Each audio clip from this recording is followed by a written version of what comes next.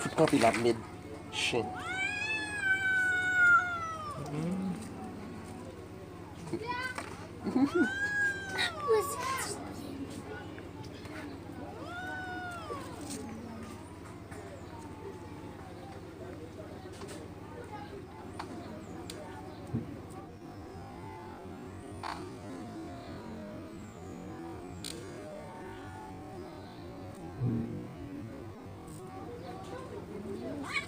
Oui.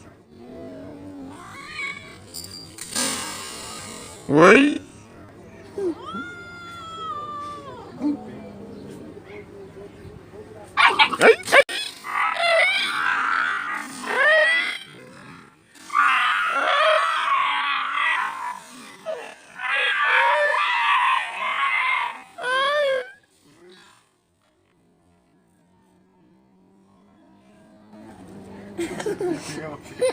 Ah, Chirano, je ne sais pas. Epeng bezon pou an.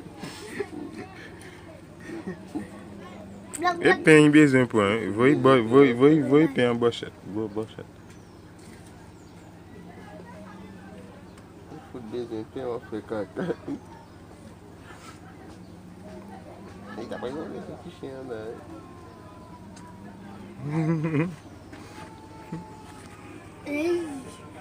Ya kay pen.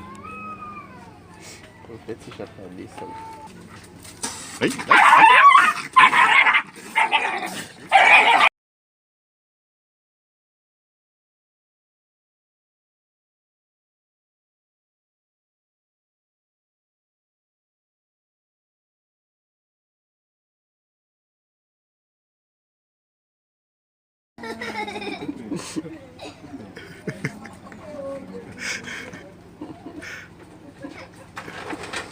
Nyagumi tu la da. Ah, comment ça go?